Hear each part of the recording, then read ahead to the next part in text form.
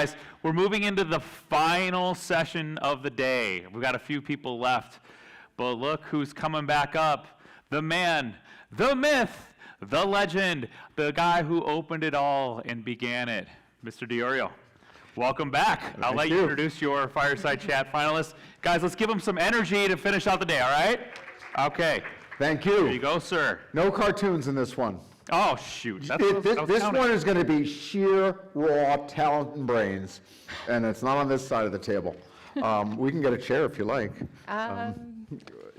Or not. Or not. I mean, I feel like actually... Look, I know I'm standing between exiting, but I think you couldn't have handled this presentation earlier in the session, because Kristen is a remarkable executive. She creates so much value. You'll never have heard of her job, but she is so relevant to what we're trying to do as digital marketers. So, from my standpoint, I have never met a marketer who didn't want to prove their value in terms of hard revenues and profit impact. I've never met a marketer who, in this day and age, doesn't want to work across product, sales, and response to deliver more value, a better customer experience, and expand accounts. I've never met a marketer who doesn't want to leverage the insights, assets, including the brand, in their business to drive more revenue. And if you haven't been in this room today, what marketer doesn't want to leverage AI? That's clearly very hot. And so while Kristen may not have a role, she's got a RevOps role, which is why I wrote that book, but it may not be familiar to you immediately, but you're going to realize that she's a poster child. So a little more background. She's in a B2B business model. She is making enormous business impact. She controls the commercial assets, information, and transactions in the business, most of them. She has a small team of 8 people who are impacting over 90% of the revenues in the business, and she can tell the people responsible for the other 8% what went wrong, and she's in the best position, most importantly, to leverage AI as a force multiplier to drive revenue growth. So you're a poster child for RevOps. My friend Kristen Carloni, why don't you just describe what you do, who you work for, and get us started? Sure. And I'm not underselling her.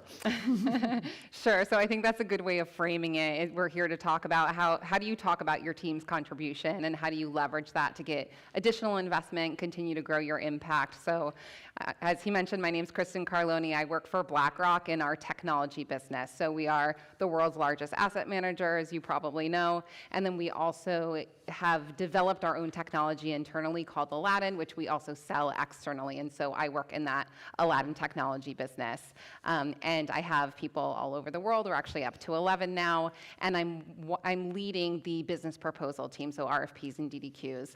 And we are one of about 8 different proposal teams at the firm. So I'll tell you a little bit about my story and kind of why I'm here today. One of the, and I think hopefully will be inspiring to especially some of the more junior people here, but about 5 years ago, we acquired a new technology. And this is when it all kind of started for me, going from an individual contributor to somebody who is more strategic. So when we acquired this company, we also acquired technology because they had proposal technology and we didn't, but we had a team and they didn't. And so we merged together. And with this technology also came a proliferation of data. And so I became obsessed with data, and that's kind of the direction that this is going to go in. So I basically took a bet and I said, look, with your technology, I think that we can take on your workload and not hire a single person. And my boss trusted me to do that for some reason. But a year later, I was able to tell him, look, we doubled our volumes, we doubled our impact, and we didn't have to hire a single person. But more important than that, the technology also enabled us to capture so much more data than we possibly could within Word and Excel. And I wrote down a couple examples because I want you to be thinking really tangibly about the stuff that you can start to track. So we could never before track how much revenue was going through our team. Now we could tie it directly back and talk about my team as actually revenue generating, or at least revenue supporting. And by the way, if we don't do our job, the firm is never going to get that revenue. It's just going to die at our doorstep. We could talk about what's our hit rate when something comes to us. Are we spending our time in the right places? And actually a more recent one is, if our output has been growing double digits, how can we then forecast what our impact is going to be 1 to 2 years from now? And I think marketers can relate to that because we're also early in the life cycle. So what was the outcome of that? It really elevated the team. It elevated me personally, which has been really great, to where I'm now expanding my role, advising the other RFP teams at the firm, and then also moving into this more commercial operations position where I'm really analyzing the data across the geographies, trying to look for those gaps across marketing, sales, the proposal team, et cetera, and trying to bring it all together. So she's going to become the poster child of RevOps, working across functions, leveraging technology, AI to grow. Let's get into the nuts and bolts of how you moved from what you called a passive contributor to really driving revenue impact. And I love the notion that I took a bet and I delivered, which I think that mentality is, I'm hearing that all day today.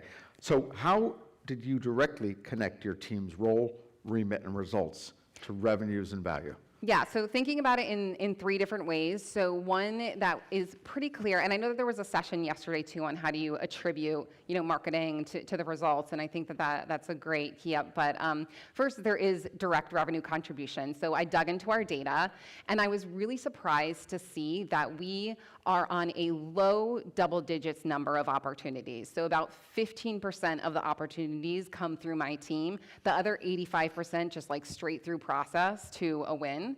But we are on 90% of the revenue. So for the small amount of things that we touch, we're responsible for a huge amount of the revenue. The stuff that goes straight through is actually quite small. And so to be able to have that conversation of like, look, your most important deals are coming through my team. And if we don't do a good job, they fail. And you're never going to see, hundreds of millions of dollars. So that was the first thing. The other thing was just kind of trend analysis, what's happening along that life cycle. So I can say that 95% of our proposals go on to the next stage, but maybe only 40%, totally made up number, we actually ultimately win. And that kind of insight into the leadership gets them to ask 2 different questions. One is like, what's happening? Where along that chain is it breaking down? Or if it's something that we can't fix or don't want to fix, maybe we should have never pursued that in the first place. And then finally, in terms of forecasting, this is also something we've never been able to do before, but I was realizing that our engagements for a certain product were way down year over year. And I rose this to our COO team, and I was like, look, we aren't talking about this product as much. Is that impacting revenues 2 years from now? Again, we're early in the life cycle, right? And they were like, well, we don't even forecast 2 years from now. And I was like, what? That was really surprising. And so then we did, dig into it and making sure that our pipeline was set up for the future. And that was something nobody had ever thought about using our team in that way before.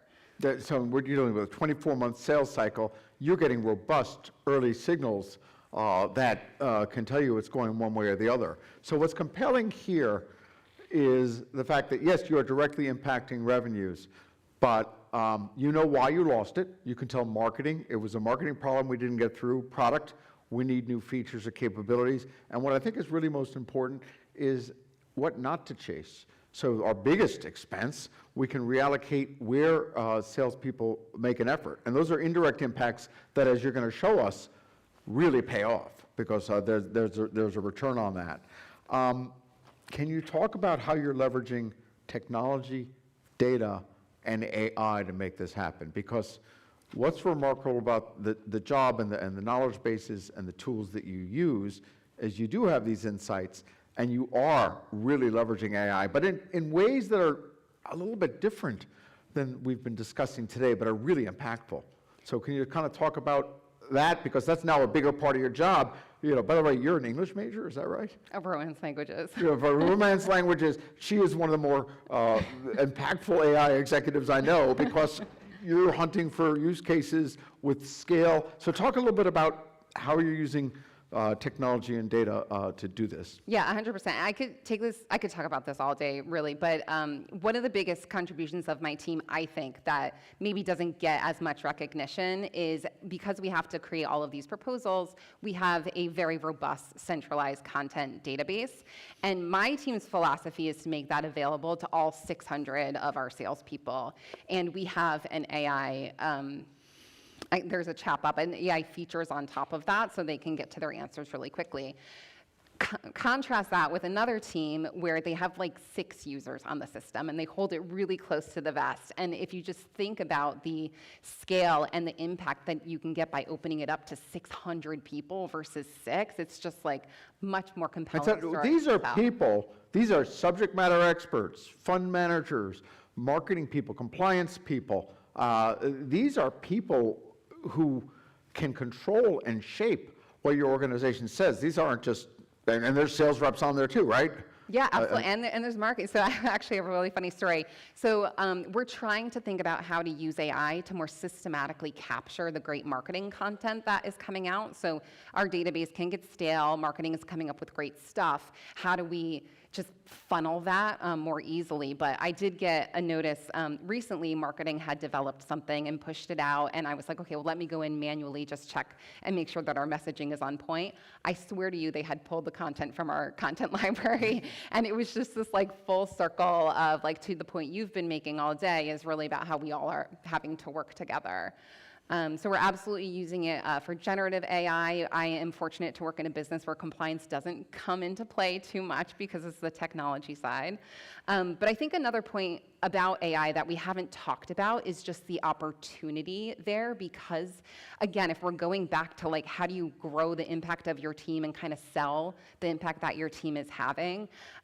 You and I and a lot of people in this room can talk about AI all day long, and we have the vision and it's all very exciting, but still there's so many people who just like don't get it, don't believe it, don't know how to use it, and are terrified. And I've really leaned into AI this year and tried to learn as much as I possibly could about it by going to conferences like this.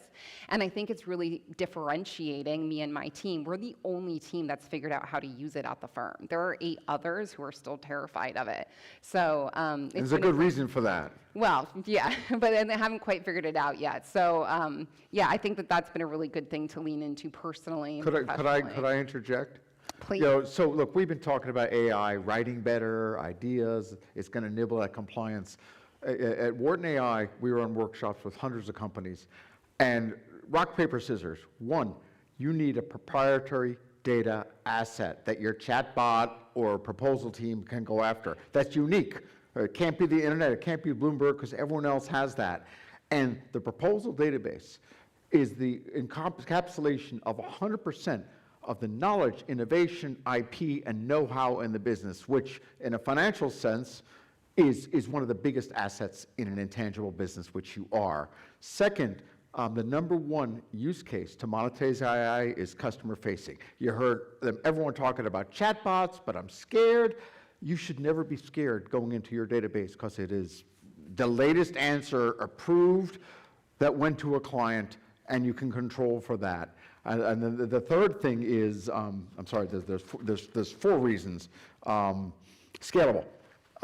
What you've built, you could call it an RFP database, a content database. This knowledge base is plugged into 600 people. Every customer-facing employee of the company, they could write an email from this database. A chatbot could go into this database. A personalization platform could tailor content. Every single answer to every single customer question through every channel could conceivably come from this database, and virtually everybody with knowledge, IP, and innovation could be feeding this database. So this thing is infinitely scalable. And the 4th reason is it's got a business case, a monetizable business case. So when everyone's asking about hallucinations, you know, and monetization, the proposal database is the most pure asset and clean asset and compliant asset technically, because all the brains in the company conspire to get that answer right. And AI can police that, enrich that, and inform that. And I think that's the whole aspect that we didn't get at today. This is where AI should be applied, not in writing letters or or this or that. So I'm sorry, but I think that's why you've stumbled onto this amazing, you didn't stumble onto an amazing use case. Yeah, absolutely. And I think marketing is also a big part of that. Like I said, a lot of our content is actually being driven from the fact sheets. We feel like we can actually put a monetary value on the database that we've created. I stole this from our good friends at Microsoft, Carrie Jordan and Amanda. But basically, we can look in, again, going back to data, and I can say, our content has been used 10,000 times over the last year. Without the database, it would have taken people 10 minutes, let's say, per answer to find. So multiply that, that's like 100,000 minutes saved. That's conservative. Yeah, so like divide that by like numbers, whatever. I didn't do the math before I came up here, but like you can actually change that into like a cost of an FTE, right? And that's how executives really think about it, is like, time is money, and so you can actually convert time saved into a real, monetary value, and that's the value of your database. And I think about that with marketing content too. I'm not a marketer, but internally, I leverage the content constantly in order to enrich our own database. So what I find compelling is, by any standard ROI metrics, this database was $20,000, I think it was. That was just the AI. Oh yeah, I should tell that story too. But my point was, yeah. what, it paid back in 2 months? And the problem is with great, AI, there's greater expectation. They're like, 2 months, can't you do better? Yes, so that actually, this is another good story I wanted to tell, because another thing I learned this year. So to add on the AI capabilities, obviously it's going to cost some money. And so I had to make the business case to our COO team for it. And I came to them and I said, look, it's $20,000. Again, divide by, whatever, how we think it's going to save us about 30% of time. Put that into FTE costs, whatever, it's going to pay for itself in 3 months. And my COO was like, I don't care. I don't care how long it's going to take for it to pay for itself. And I was like, okay. And she said, I've got 15 people asking me for $20,000, and I need to grow our business by, X millions of dollars. How are you going to take that $20,000 investment and grow that to meet my business needs over the next 3 to 4 years? And I was like, okay, this is a different conversation. I went back, I with my little PowerPoint deck, I talked to some mentors who had been through this and made a lot of assumptions, but I was able to come back and say, okay, $20,000 investment, 30% decrease in time spent. That means we can take on maybe 30% more RFPs. Our hit rate is above 90%.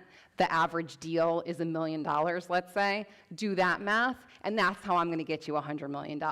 What a different conversation. She didn't want to know how I was going to pay her back $20,000. She wanted to know how I was going to make $100 million off of this AI investment. The number one challenge to attribution isn't multiple channels, lack of data, walled gardens, privacy. It's the fact that executives do not understand the math of how their business grows. And Kristen's business case is a dissertation on the math of growth. Let me tell you what she deconstructed. 1, capacity, sales capacity and throughput, speed of response, the ability to engage more. One sales rep can cover 10 customers. No, now they can cover 20 or 30. Seller experience, it's the killer of sales. Adoption of technology, making it simpler, making their jobs simpler, making it easier to adopt selling technologies and push the content that we write for them. That's huge. Customer experience, resource allocation, telling them where not to go is huge. Salespeople are expensive. Just like marketing, they waste a lot of time. And my favorite quote from you is, I could tell from a mile away whether we're going to win this deal or not, or whether it's worth going after.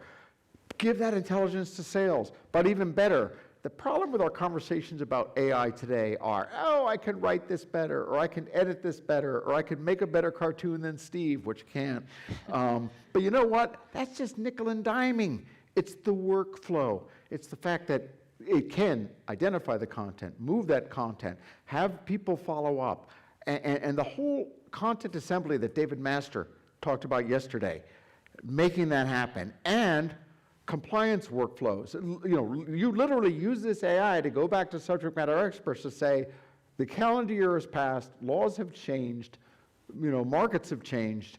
is this stuff correct? And I'm not going to use it unless it is. And when you bless it, then I don't have to bother you again. And so what your AI can police this. A CMO can have total control, just turning the dials with your machine. But it's better. The knowledge in that machine is the know-how on that business. Dell once told me, we're not a technology brand, we're a selling know-how brand. And they're legendary, build to order, direct marketing process, because the value of this business is in our know-how on how to sell. And what better way to describe what's inside an RFP machine and what's inside every sales engineer or every product manager in your business. Risk and control. That is the number one pain point. Remember when Jacob this morning kept saying, you got to listen to Kristen because she's going to solve your compliance problem. He thinks about this in the context of risk and the value there, personalization at scale, and my favorite, teamwork.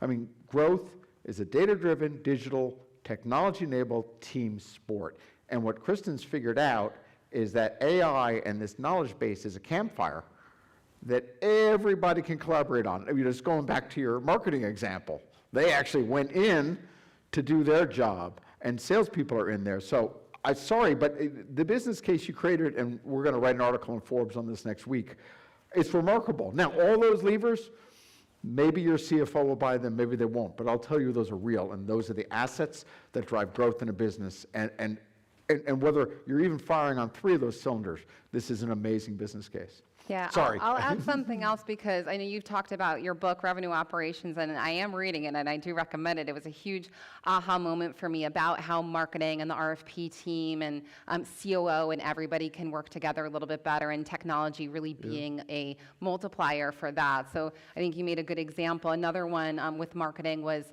so we know in the proposal space, if generative AI is being used to do your first drafts, like what else is left to be done, right? It's quality. People are starting to compete by adding in images and videos of the COO like petting a puppy dog and stuff. And so we need to start thinking more about how can we turn our documentation into marketing material. And so I went to the marketing team and I was like, what are you guys using to create images, right? What AI are you using? And they're like, well, the firm hasn't given us anything. The firm needs to bless any AI tools that we use. And I was like, okay, well, why don't we go then together? Together we can make a much stronger business case to say, you guys need it, I need it. Let's make that business case, talk about the investment. How do we think that that's going to impact revenues? And so working together rather than kind of staying in these separate silos, I think is going to get us there faster. Let's get down to the practical aspect of this. Your remit is expanding. You now have you're looking at AI use cases. You're looking at commercial transformation. Coming from what someone would call a bid and proposal manager, you are now at the nexus of this whole commercial transformation, and your remit spans the entire revenue cycle. You're blind to the distinctions between product, marketing, sales, and customer success.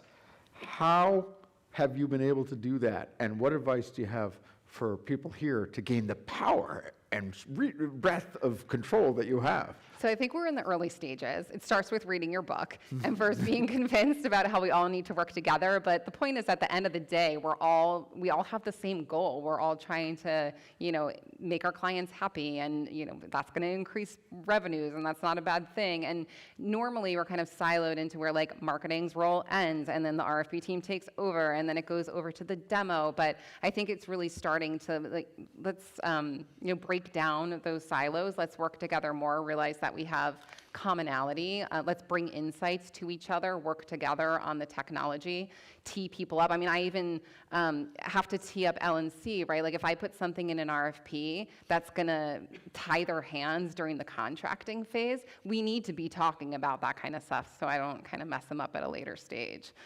Right, that is powerful. Watching Kristen's career trajectory, and again, I think the analogs to marketing are powerful because I ran Forbes Marketing Accountability Initiative, and my job in life was to go to the CFO and explain to them the value of marketing. And I'm kind of now colorblind like you, saying it's all content, process, customer experience, customer lifetime value, and the role of digital marketing versus what you do is the same to me. So I think there's a lot of lessons to be learned here. But what is the one piece of advice that you would give to the audience, understanding that this is more of a marketing audience? What's your one piece of advice? Yeah, so I would say, I would like to be able to give more tangible examples, I think, but that fortunately was covered in a talk yesterday about attribution for marketing specifically, because I would say first convince yourself of your worth and just know that you're impacting revenues in a material way, and that's really what matters. And if you have data at your fingertips, dig into it, or have someone you trust dig into it. If you can't capture the data, think about technology solutions that might allow you to capture that data better. And then on the other hand, I would say talk to your stakeholders. What do they care about? Most of the time, it's going to be how are you impacting revenues, or at least saving me money or time, right? Time is money. But figure out what matters to them and then tell them. You know, we talked a lot about how you are an organization that's being invested in, right? Money is going to you. You have a budget, and executives want to know what the return is on that budget. And so don't just report it back to them once, right? Keep them updated, dig into it, notice the trends over time, and keep repeating it back to them so they know that your value and that your value continues to grow. We have a few minutes. Does anybody want to ask Kristen questions? I know there's a lot going on here. Or Stephen.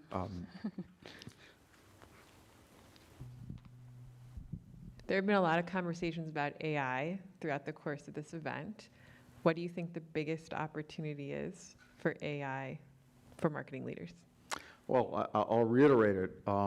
First, how many people here have what they would call a knowledge base, a content repository, seismic, an RFP database? What is yours? Just We have seismic and we have Lupio for RFPs. okay. And you? Seismic. Are you able to leverage that for AI? Had you considered that as a platform to use AI? I don't think so. Yeah. I mean, do you consider that to be knowledge in there, or just a pile of content that doesn't work? I mean, we use it as a sales enablement, so we use like LiveSend. Yeah. We use the Doc Center, so it has all of our marketing collateral. We also use it for the marketing automation. So I don't think we've thought about it for AI, but I'm curious what your thoughts are of how to use that for AI. Yeah. And I'm just curious, what percentage of your business comes B2B or through RFPs, just out of curiosity? Percent RFPs is going to be way, way higher because our institutional, just the scale of institutional money, but in terms of our content library, that's getting used mostly by a B2B2C business model for financial advisors selling to. So our RFPs are a big chunk of your business. Big chunk of the business. We don't use AI. All we have is an AI chatbot at this point. Do you think, I mean, if you had to think, because everyone's like, where am I going to plug? Could you plug a chatbot into Lupio and answer questions in a conceivable way? I mean, is the knowledge in there that good? Or? I don't have the knowledge on how to do that. We can certainly copy paste from Lupio. That's how I would do it, because I don't know about AI. So a couple things. If you have an institutional, it just dawned on me because I've been doing this AI stuff, and people are building. They're going to the internet. They're buying information. They're just looking, where's the learning data going to come from? And the big aha moment from me is this question-answer sequence. So if you're in the wilderness and you're thirsty and you want fresh water, you always look for a running stream, right?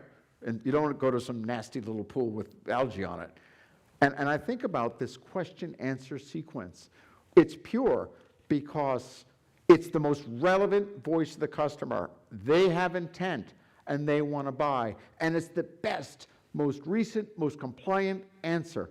And it's a bit of a flywheel. If 10%, 20, 50%, that's the engine for AI in my mind. If you plug you have 600 subject matter experts, knowledge base, marketing people, compliance people, and you got hundreds of questions and more answers.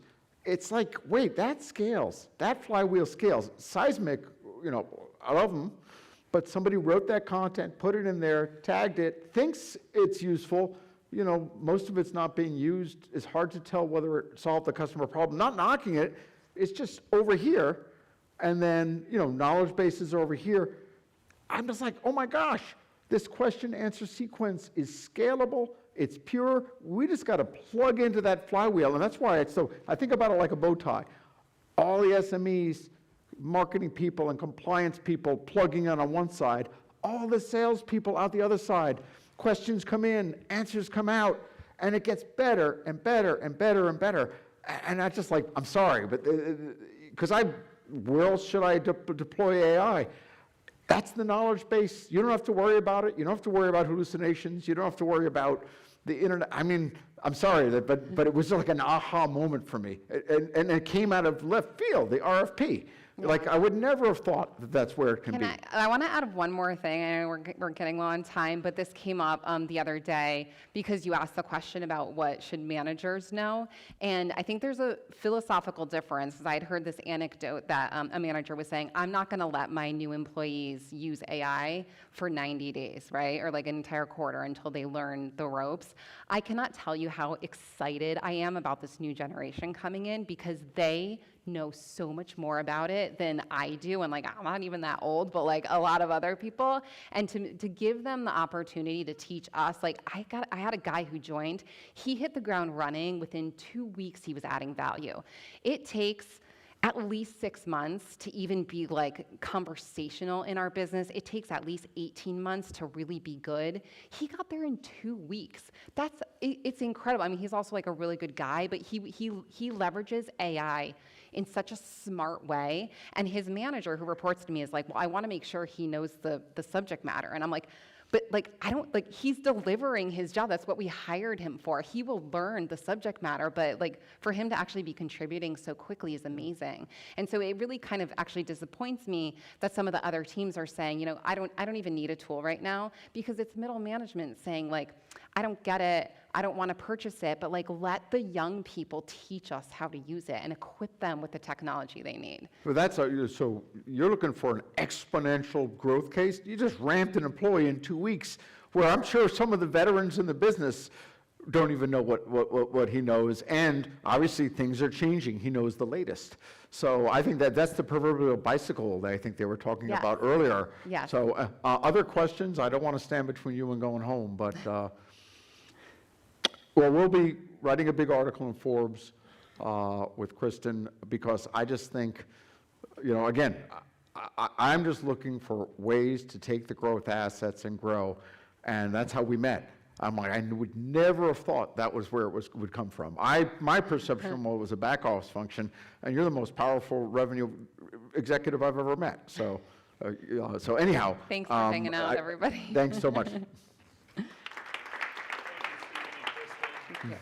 Thanks, guys. All right, thank you so much.